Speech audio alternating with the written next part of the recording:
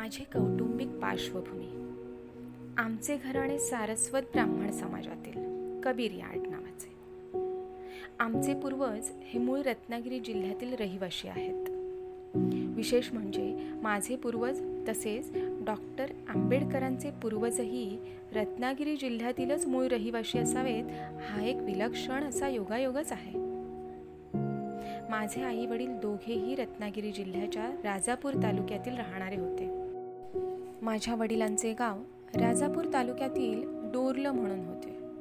माझे वडील पुष्कळ वर्षांपूर्वी कोकणपट्टी सोडून पुण्याकडे नोकरीनिमित्त आले होते. त्यामुळे नंतरच्या काळात आमच्या कुटुंबियांचा कोकणाशी तसा फारसा संबंध उरला नव्हता.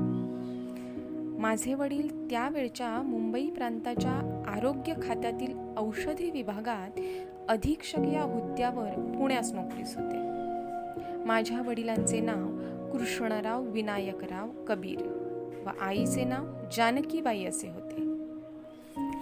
कोकणातील बरीचशी सारस्वत कुटुंब नोकरीधंद्यानिमित्त मुंबईत येऊन स्थायिक झालेली होती. त्यामुळे आम्ही जरी पुण्यात राहत होतो तरी आमचे बरेचसे नातेवाईक पूर्वीपासूनच मुंबईत राहत होते. साहजिकच आमचे वरचेवर मुंबईस येणं जाणं होत असे आणि म्हणून मुंबई आम्हाला तशी परकी नव्हतीच. उलट मुंबई हे आमचे जणू दुसरे घरच झालेले होते.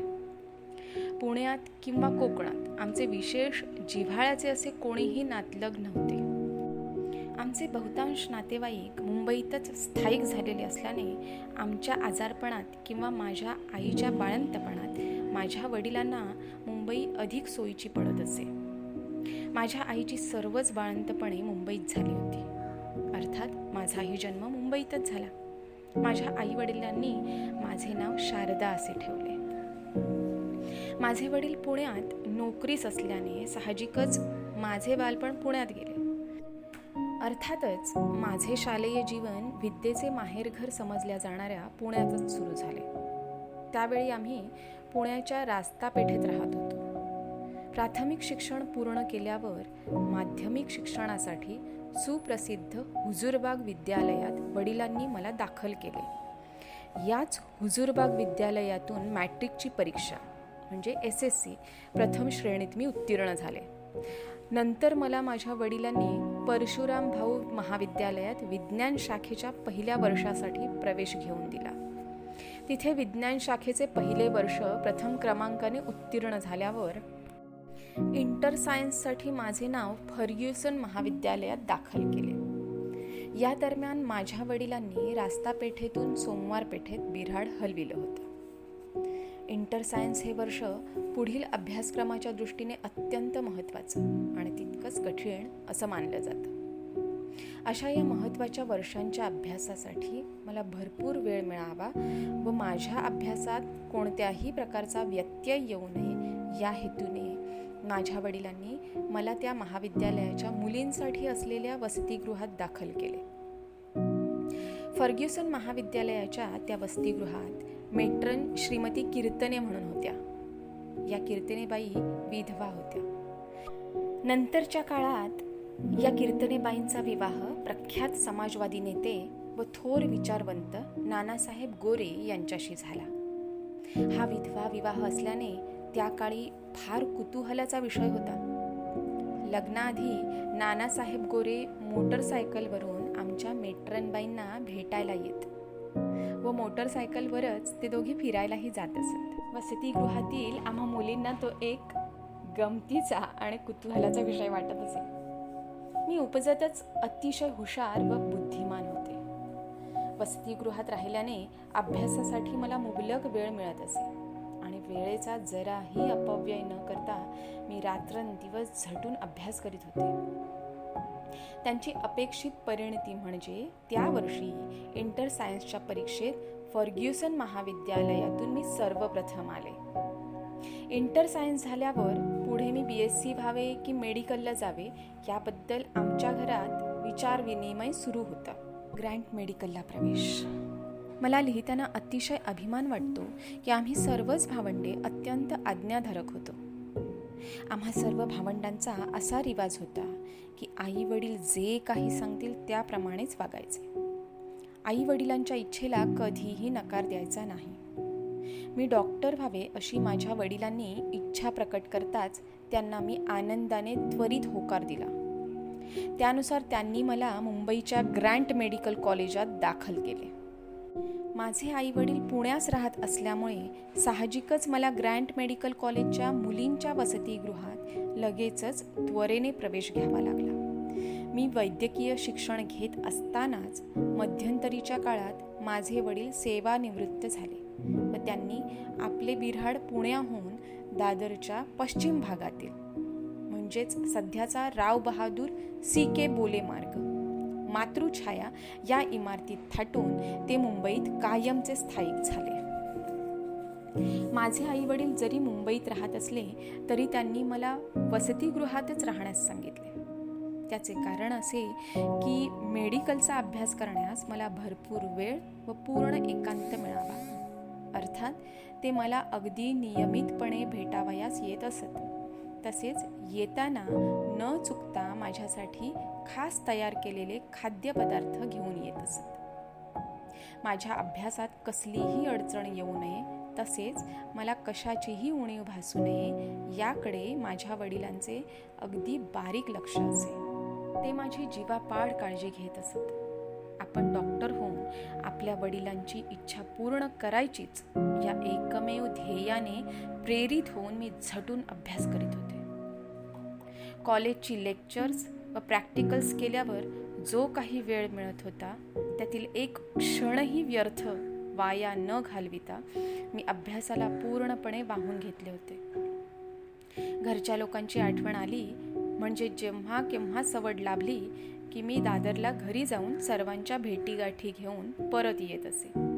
कॉलेज, हॉस्टेल व क्वचित प्रसंगी घर इतकेच माझे विश्व होते. आपण भले व आपला अभ्यास भला, कोणाचं घेणं नको नि देणं नको अशी माझी मनोवृत्ती होती. बाहेरच्या कोणत्याही गोष्टीचा मला गंधही नव्हता की आवडही नव्हती. आपण डॉक्टर व्हायचेच एवढ्याच एकमेव ध्येयाने मी झपाटले होते. अभ्यासाची माझी स्वतःची पद्धत अशी होती की सर्व विषयांच्या स्वतंत्रपणे नोट्स व टिपणे लिहून काढावयाच्या व त्या नोट्सच्या आधारे पाठांतर व मनन करावयाचे. माझ्या विद्यार्थी दशेतील बऱ्याचशा नोट्स काढलेल्या अनेक वह्या अजूनही माझ्या संग्रही आहेत. अशा प्रकारे माझ्या पद्धतीप्रमाणे मी रात्रंदिवस झटून अभ्यास करीत होते. मी राहत असलेल्या ग्रँट मेडिकल कॉलेजच्या वसतिगृहाच्या संबंधात या ठिकाणी एक महत्त्वाची गोष्ट नमूद करावीशी वाटते. ती अशी की आमचे हे वसतिगृह कर्मधर्म संयोगाने मणिभवनच्या अगदी समोरच होते. वाचकांना माहीतच असेल की गांधीजी मुंबईत असले म्हणजे त्यांचे वास्तव्य याच मणिभवनात असेल. थोडक्यात म्हणजे मणिभवन हे गांधीजींचे मुंबईतील घरच होते. सर्वांना कल्पनाच आहे की गांधी आंबेडकर या दोन महापुरुषांची पहिली भेट याच मणिभवनात 14 ऑगस्ट 1931 रोजी झाली होती. आणि खरं पाहिलं असता भेट झाली असं म्हणण्यापेक्षा या दोन योद्ध्यांमध्ये सलामीच खडाजंगी झाली होती असे म्हणणे अधिक संयुक्तिक होईल असे मला वाटते. मी त्या वसतिगृहात राहत असताना मला या गांधी आंबेडकर भेटीसंबंधीची काहीही माहिती नव्हती. पुढे डॉक्टर साहेबांशी माझा विवाह झाल्यानंतर ते मला अनेक घडामोडींबद्दल, एकूण चळवळीबद्दल तसेच त्यांच्या जीवनचरित्राबद्दल अनेक गोष्टी सांगत असत. बोलण्याच्या ओघात अनुभवलेले अनेक कटू गोड प्रसंग ते मला दिल्लीच्या बंगल्यात सांगत असत. एकदा चर्चेच्या ओघात त्यांनी मला गांधीजींशी झालेल्या या पहिल्या भेटीचे वर्णन केले होते. ते असे: जेव्हा डॉक्टर आंबेडकर आपल्या निवडक सहकाऱ्यांसह गांधीजींना भेटायला मणिभवनात गेले तेव्हा गांधीजींनी आपल्या सवयीप्रमाणे सुरुवातीला डॉक्टर आंबेडकरांकडे लक्षच दिले नाही. डॉक्टर आंबेडकरांच्या सहकार्यात चुळबुळ सुरू झाली. डॉक्टर आंबेडकर प्रक्षुब्ध होतात की काय अशी परिस्थिती निर्माण झाली. पण त्या भयाण शांततेचा भंग स्वयं बापूजींनीच केल्याने पुढील बाका प्रसंग टळला. या भेटीत हिंदू समाजातील जाती व्यवस्था व राष्ट्रीय काँग्रेसचे अस्पृश्यता निवारणाविषयीचे कार्य या मुद्द्यांवर या दोन महापुरुषात चर्चा झाली.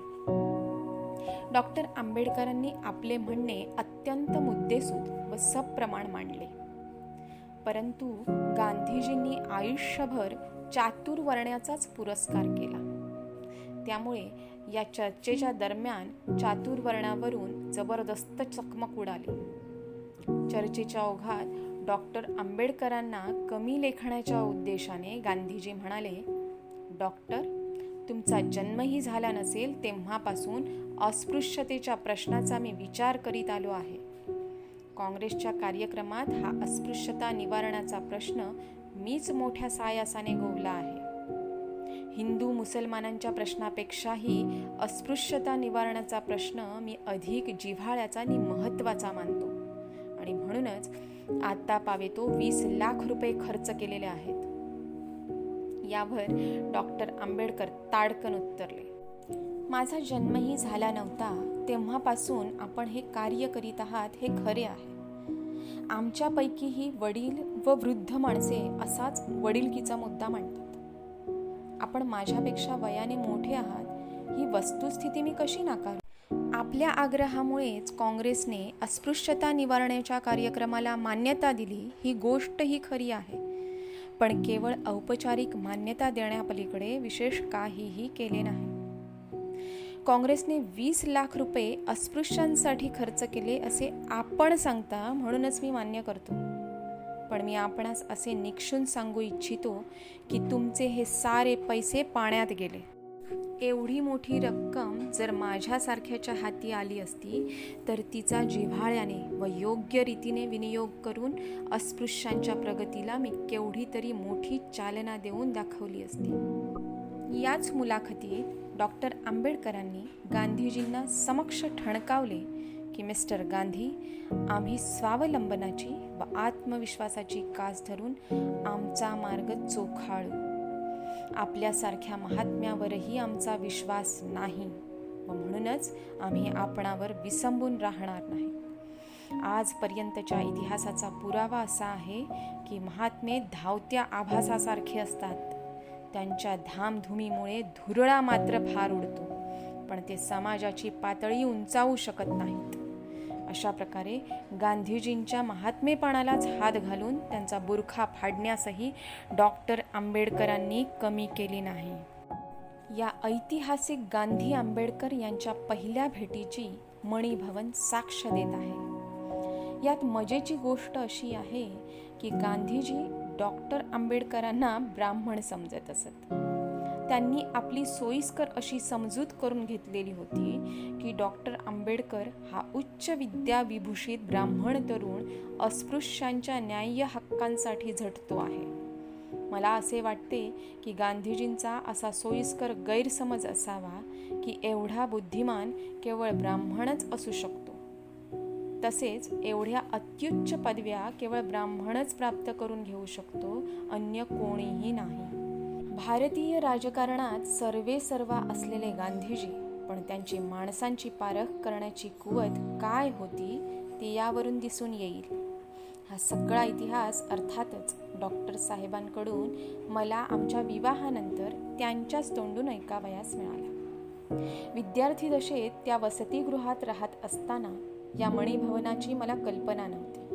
कारण माझ्यासमोर एकच ध्येय होतं आणि ते म्हणजे डॉक्टर होऊन आपल्या वडिलांची इच्छा पूर्ण करायची.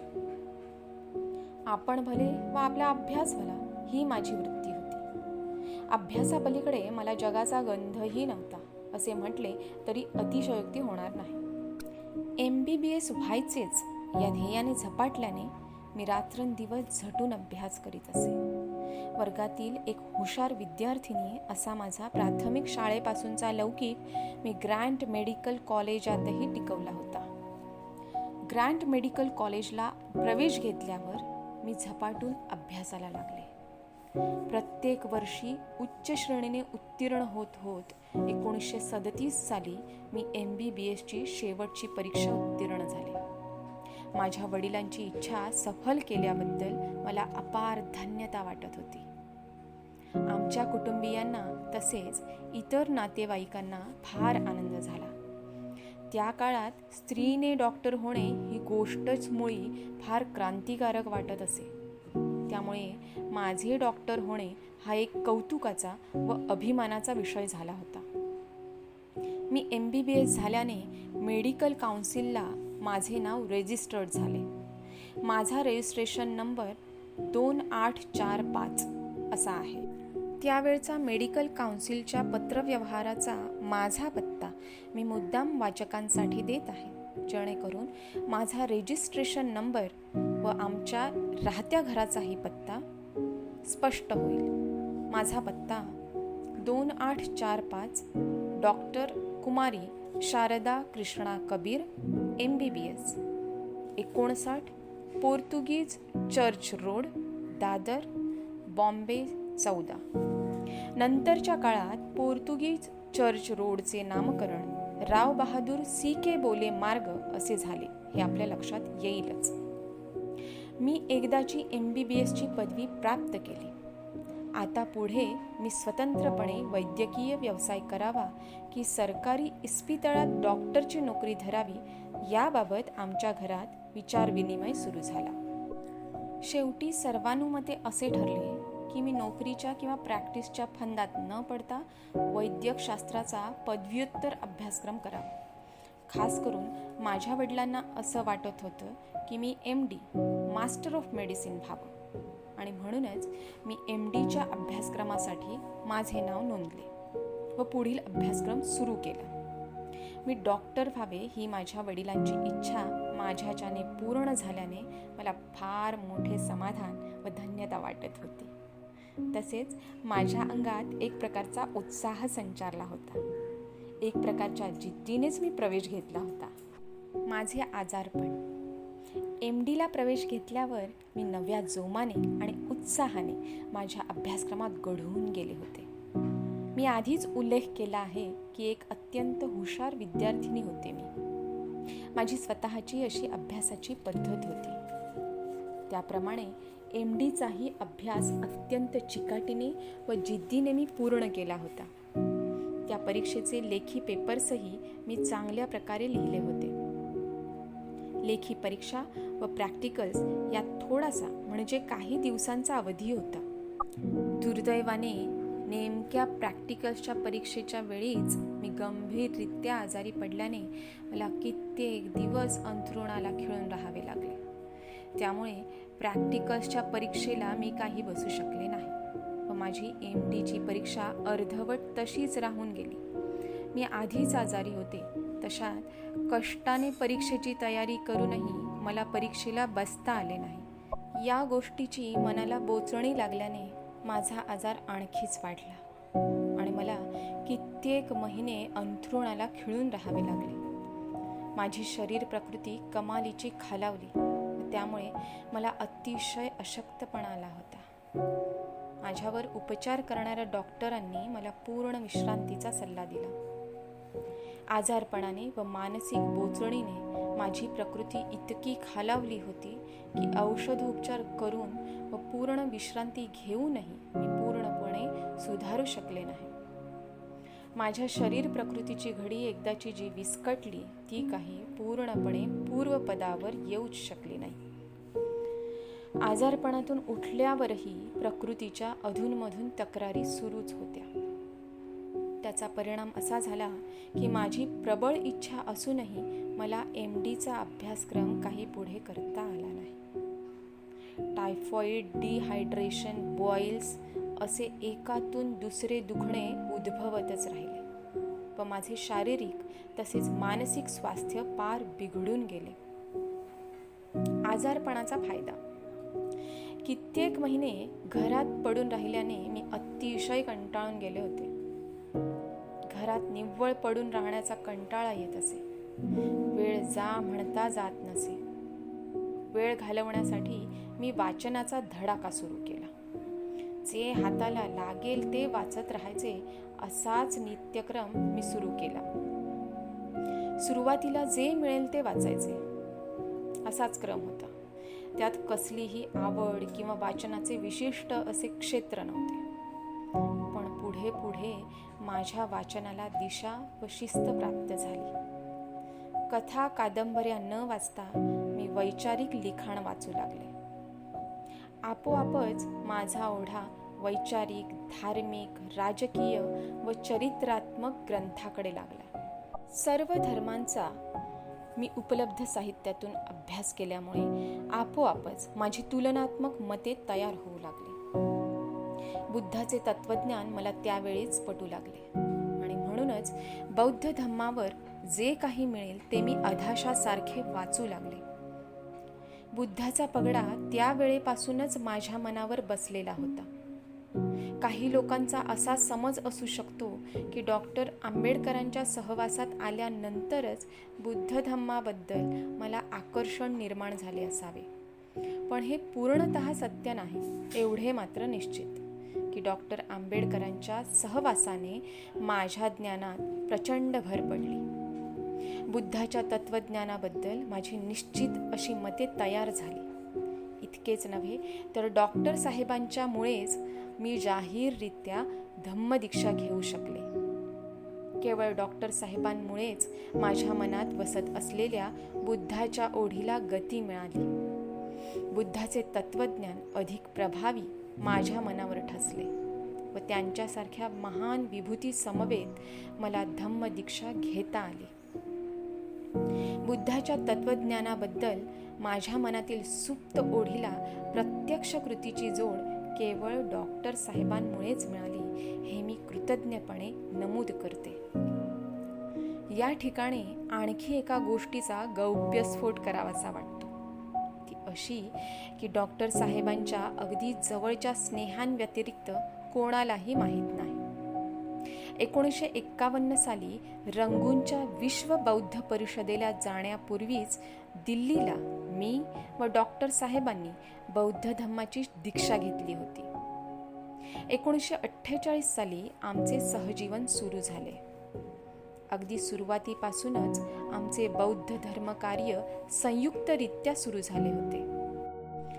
6 फेब्रुवारी 1955 रोजी आपल्या एका सहकार्याला लिहिलेल्या पत्रात डॉक्टर साहेब आमच्या संयुक्त धर्मकार्याबद्दल लिहितात, "We have both been engaged very deeply in our Buddhist work." यावरून आमच्या संयुक्त धम्मकार्याची कल्पना येईलच.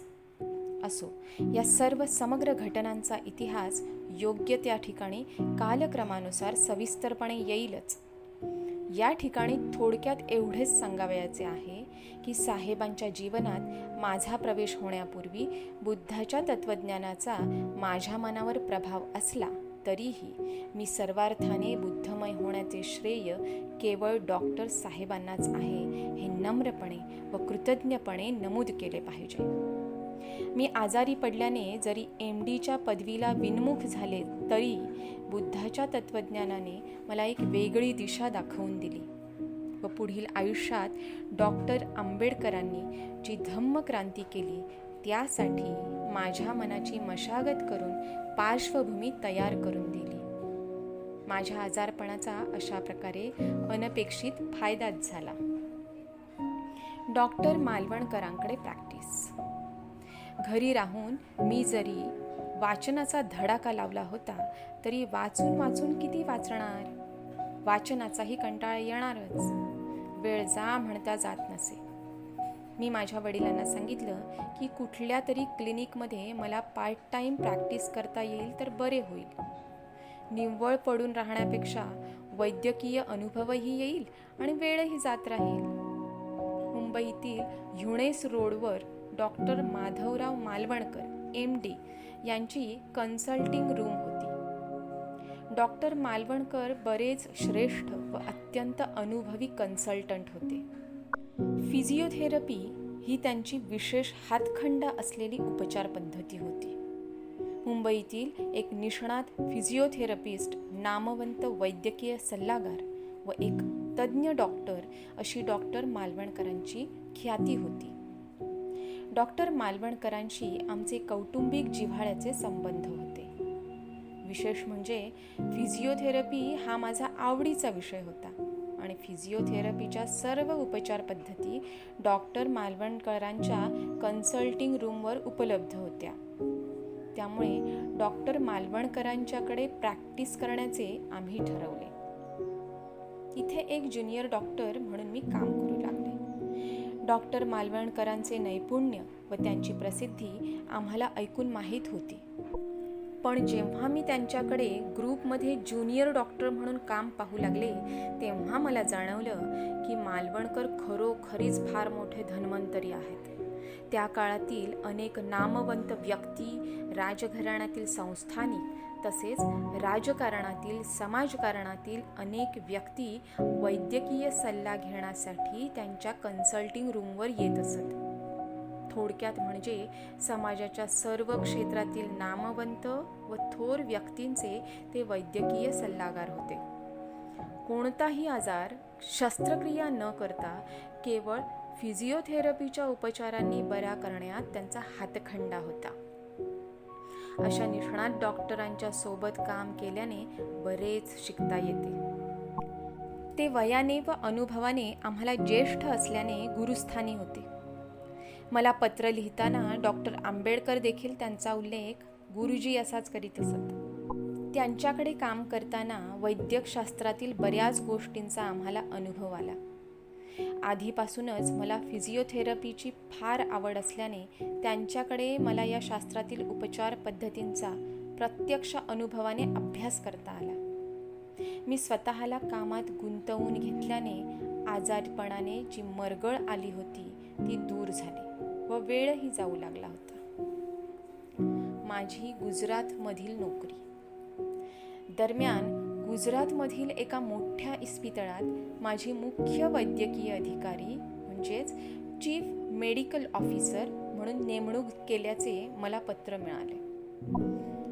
ही मोठ्या हुद्द्याची नोकरी पत्करावी किंवा नाही या बाबतीत मी माझ्या कुटुंबियांचा तसेच सहकारी डॉक्टर मंडळींचा सल्ला घेतला. सर्वांनीच ही नोकरी स्वीकारण्याचा मला सल्ला दिला. खरं म्हणजे मुंबई सोडून एकटे राहण्याला मन तयार होत नव्हतं, पण सर्वांचाच आग्रह असल्याने मी मनाची तयारी केली.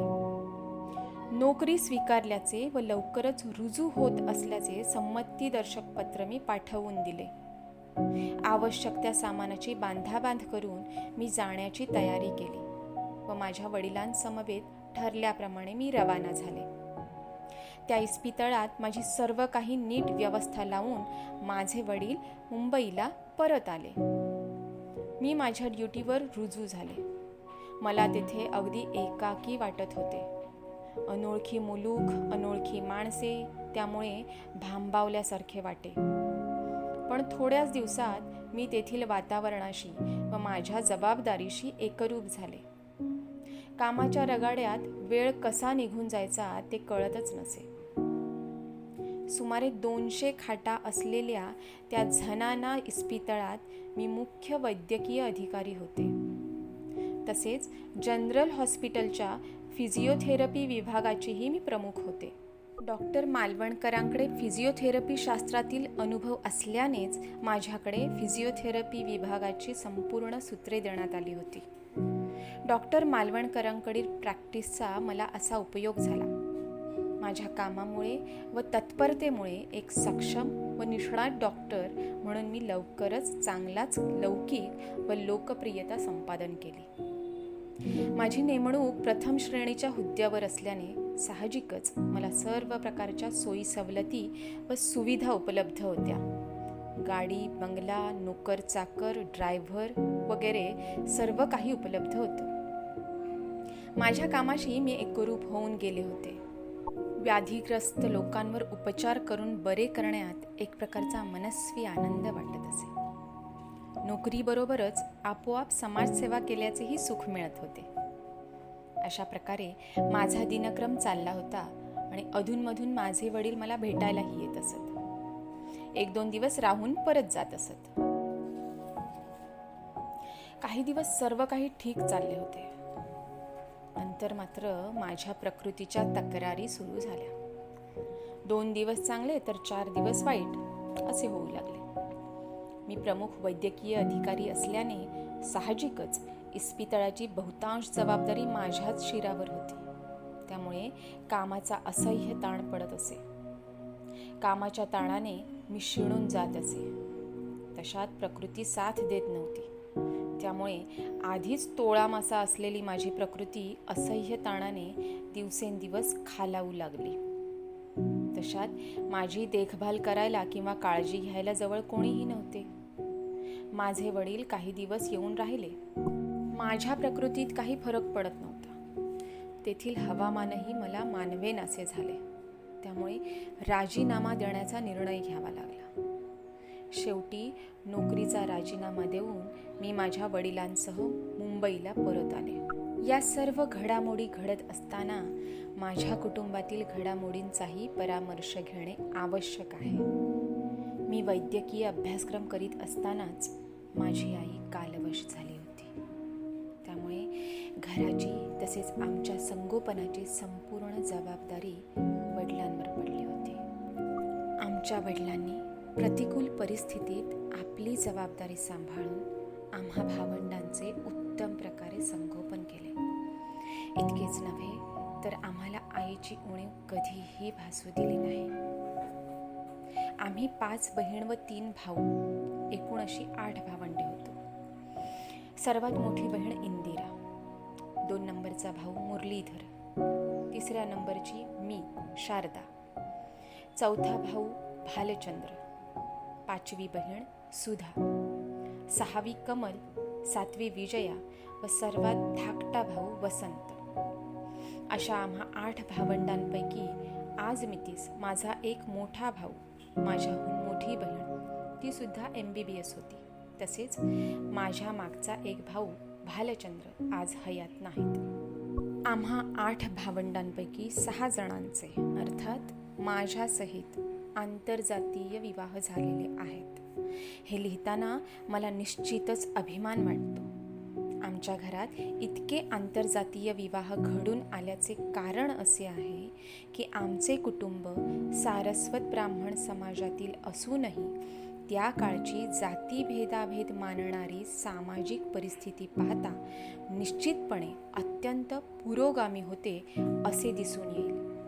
आम्हा भावंडांना आंतरजातीय विवाह करताना आमच्या कुटुंबियांकडून विरोध झाला नाही याचे मुख्य कारण म्हणजे आमच्या वडिलांनी आम्हाला कोणत्याही बाबतीत कधीही कोणत्याही प्रकारची सक्ती केली नाही.